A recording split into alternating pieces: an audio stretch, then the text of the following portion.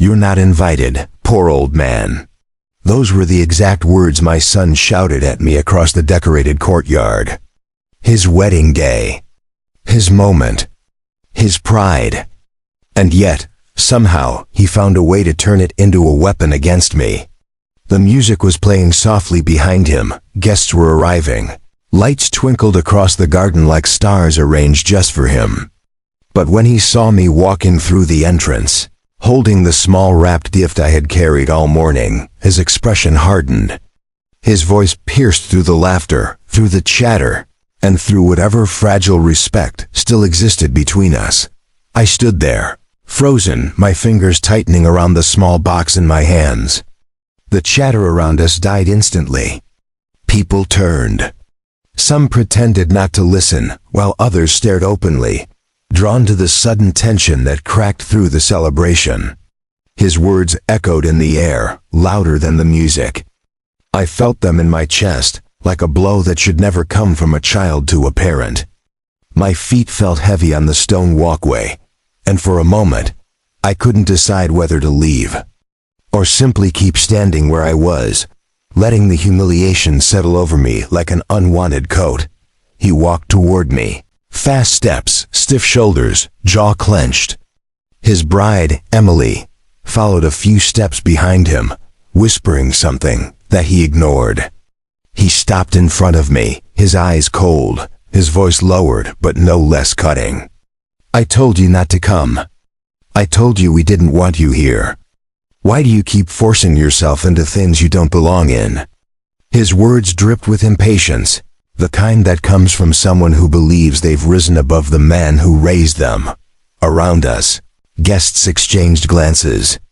Some looked uncomfortable.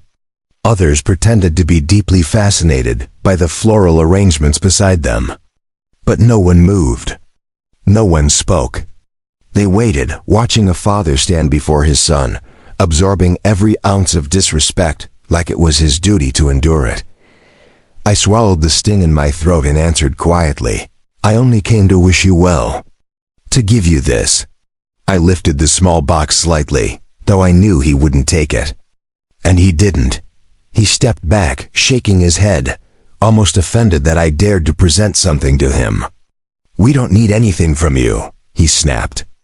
"Not your gifts. Not your presence. Not your pity." Emily touched his arm again, trying to calm him. For a split second, her eyes met mine, and in that fleeting glance, I saw a mixture of guilt and uncertainty.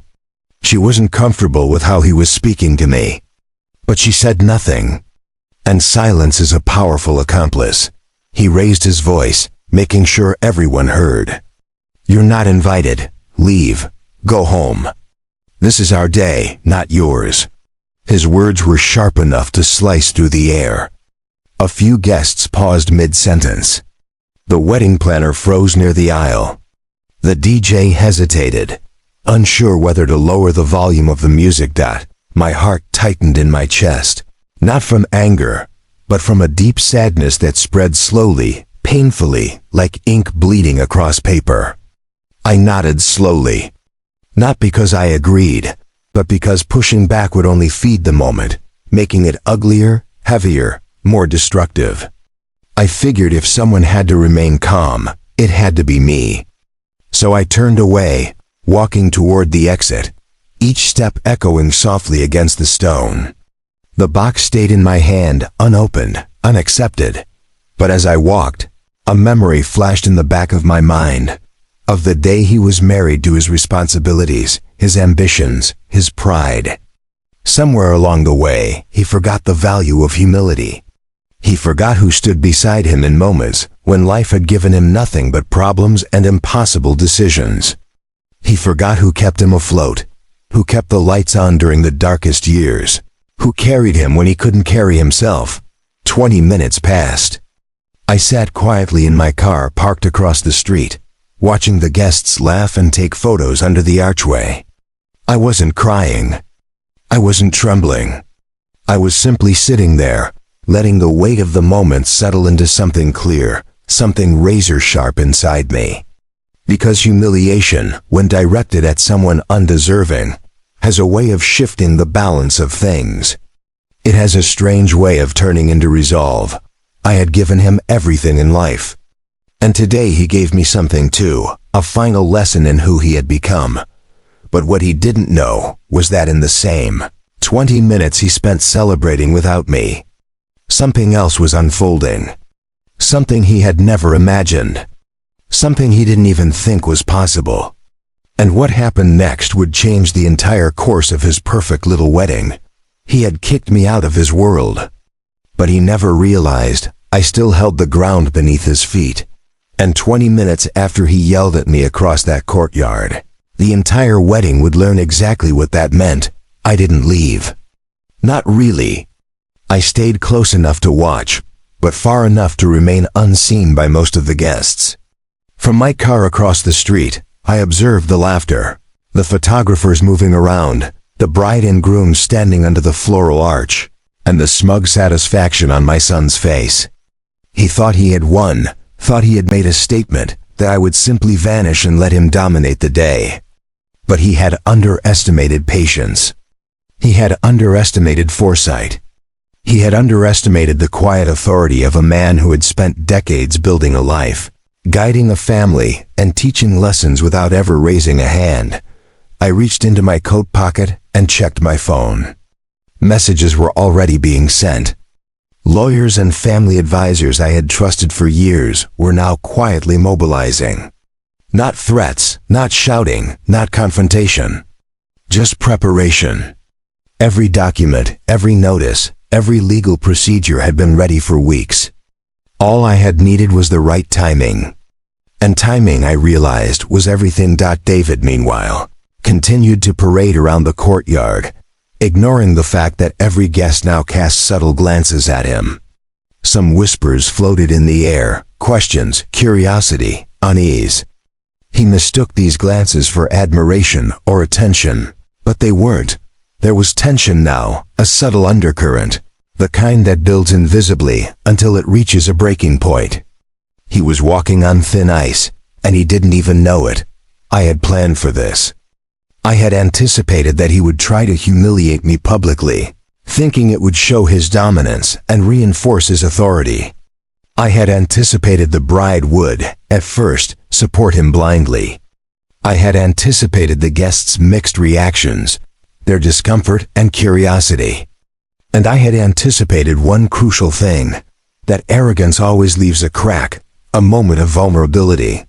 My son had just created that crack. 20-5 minutes after my initial ejection, I stood at the edge of the street, speaking to a lawyer on the phone. My instructions were clear and simple. Proceed quietly. No disruption, no confrontation. Just formal enforcement. Make it precise and undeniable. He needs to understand that entitlement has limits. The lawyer's voice on the other end confirmed the plan would unfold exactly as intended. Calm, clinical, perfectly executed. Inside the courtyard, David was giving a toast, raising his glass, smiling with the kind of smug satisfaction only someone who believes they are untouchable can muster. The guests clinked their glasses politely, but there were subtle shifts in body language, a few eyebrows raised, a faint pause in conversation, the faint rustle of curiosity.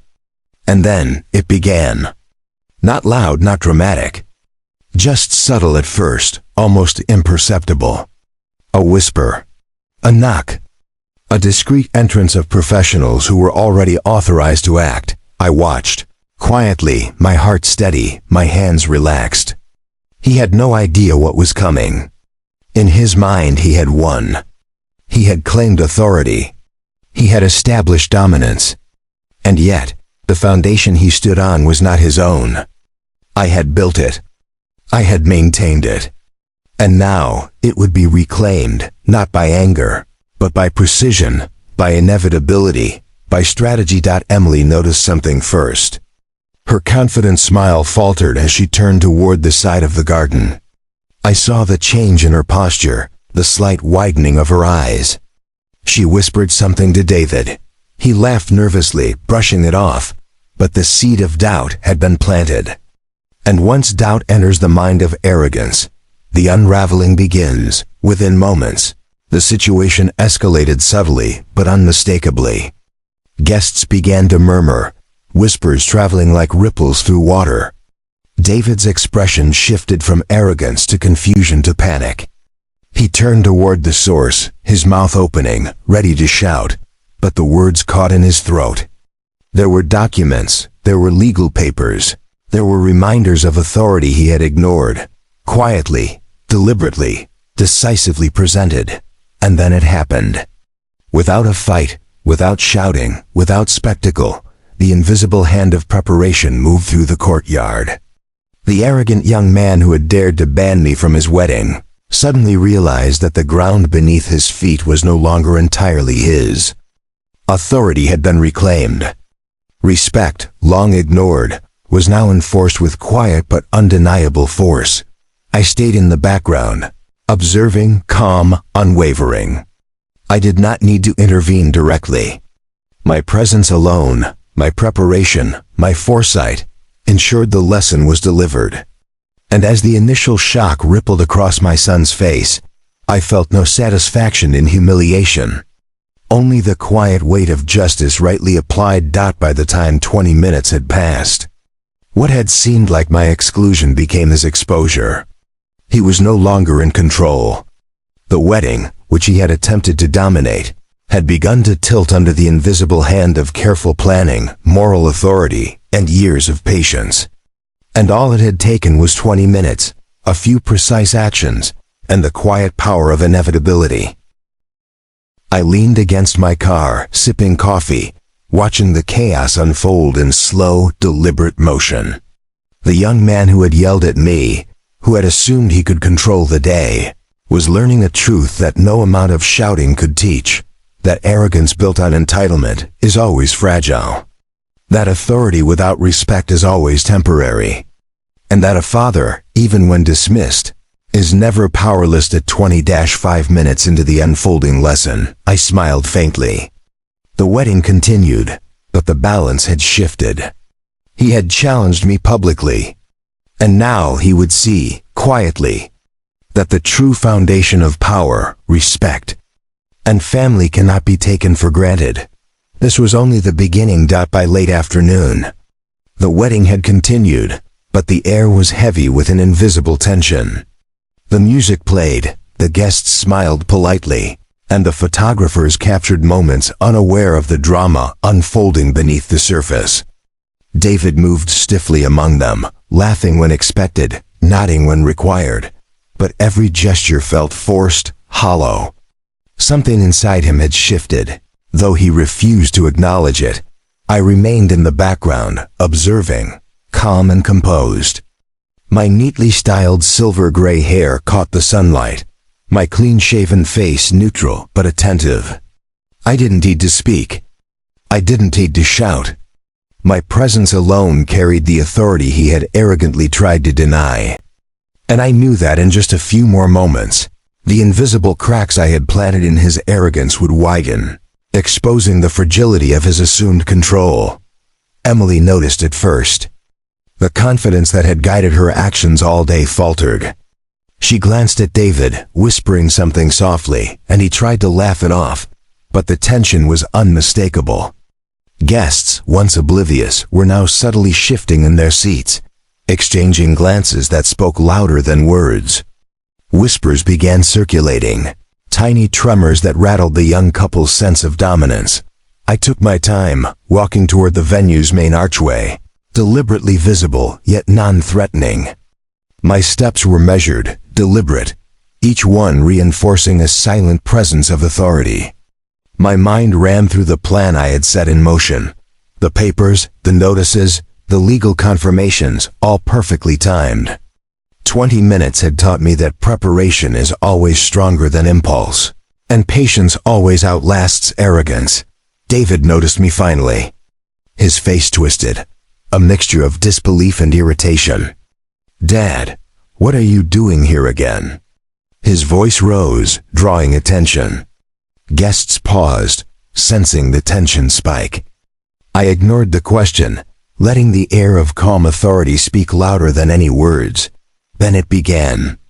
The carefully prepared documents were handed to the venue coordinator, quietly but with absolute legitimacy. Notices were presented, evidence of authority, ownership, and rights that David had arrogantly assumed he could override. One by one, his defenses crumbled.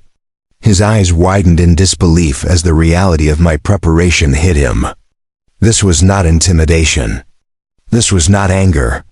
This was the undeniable enforcement of boundaries he had mocked.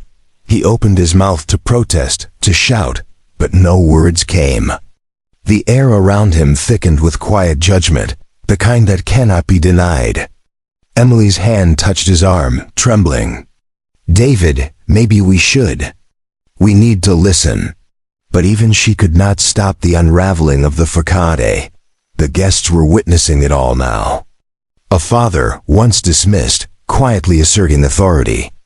A son, once confident, now faltering. It was a silent symphony of justice. The hum of the string quartet seemed to pause, the laughter faded, and only the tension remained. David's movements became jerky, defensive. He tried to regain control, tried to redirect the attention. But each gesture only highlighted his loss of dominance. By the time 20 minutes passed since the initial shift, David's entire demeanor had changed. His posture slumped, the arrogant tilt of his chin gone. He avoided eye contact, whispered to Emily, and finally stood frozen in the middle of the courtyard, realizing that he was no longer in control. His wedding, once a symbol of his pride, had become a reflection of his misjudgment. I stepped forward slowly, my presence calm but commanding. "David," I said quietly, letting the words carry over the murmurs of the guests. This day was meant to celebrate joy, love, and family. But when arrogance overshadows respect, lessons are delivered. Not through shouting, not through anger, but through inevitability. This is your moment of clarity. Learn it well. He swallowed hard, his voice trembling. I didn't mean to disrespect you, Dad. I didn't realize you did," I interrupted softly. "And now you see the consequence. Authority without respect is temporary. Entitlement without understanding is fragile. You have demanded control where it was never yours. And today you are learning why patience, preparation, and moral strength always prevail." Emily's eyes glistened with tears. She nodded subtly, realizing that the day's celebration had transformed into a quiet but undeniable lesson. Guests began whispering in awe, some even nodding at the subtle justice unfolding. My presence, calm and unwavering, had delivered what shouting never could. David finally sank into a chair near the floral arch, shoulders slumped, face pale, eyes reflecting disbelief and shame. His arrogance had been dismantled, quietly, effectively, and without a spectacle. And I knew this was not just a lesson for him, it was a lesson for everyone present. A testament to the quiet authority of wisdom, foresight, and experience. As the sun began to lower in the sky, casting long shadows across the courtyard, I took a slow, deliberate step back, watching. The music continued, the guests remained, and life went on. But the balance had shifted irrevocably. David's ego, once inflated, had been deflated. His sense of control, once absolute, had been challenged and corrected. And all it had taken was patience, preparation, and the undeniable clarity of moral authority. 20 minutes after the quiet enforcement of my plan, the wedding continued, but nothing would ever feel the same. The young man who had shouted at me, who had attempted to erase my presence, had learned a truth no amount of arrogance could obscure. The foundation of authority is not shouting, it is preparation. The measure of strength is not intimidation, it is patience. And the power of a father, even when dismissed, can quietly and decisively reclaim what was always rightfully his. I took a deep breath, letting the soft evening air fill my lungs. The lesson had been delivered. The arrogance had been humbled. Respect, long ignored, had been restored. And in that moment, I realized once again that true authority is not loud. True power is deliberate, calm, and inevitable. The evening settled over the courtyard, soft light reflecting off the decorations. David sat near the floral arch, pale and speechless, shoulders slumped, finally realizing the weight of his arrogance. Emily hovered beside him, her eyes wide, her earlier confidence replaced by humility. The guests, unaware of the details, still sensed a subtle tension, the kind that lingers after a lesson has been quietly delivered. I walked calmly among them. Silver gray hair neatly styled, clean-shaven face composed, radiating authority without a single raised voice. I didn't need to argue, shout, or force compliance. The lesson had already taken hold. David had challenged me publicly, dismissed my presence, and assumed control over a day that never truly belonged to him. And yet, in 20 minutes of quiet, careful action, the balance had shifted. He avoided my gaze. I let him sit with that discomfort, letting him feel the inevitability of his own choices. I didn't gloat. I didn't need to. The power of patience, foresight, and preparation was enough. I reminded him gently, respect is earned. Entitlement without understanding is fragile. Arrogance always falters when met with quiet authority. Emily whispered apologies under her breath, but I only nodded. This wasn't about humiliation, it was about clarity, accountability, and understanding. David had been humbled, and the lesson was irrevocable. His ego, once inflated, had been deflated. He had learned, finally, that shouting and threats could never replace wisdom, preparation, and moral authority. As the night wrapped the courtyard in soft shadows, I stepped back, letting the celebration continue around us. The young man who had attempted to dominate had learned a lesson no shouting could teach. I felt a quiet satisfaction, not in revenge, but in justice. The arrogance had been tempered, respect restored, and dignity remained intact. Sometimes the loudest victories are earned in silence. And sometimes, the strongest lessons are those quietly delivered, leaving no doubt in the minds of those who once believed they were untouchable.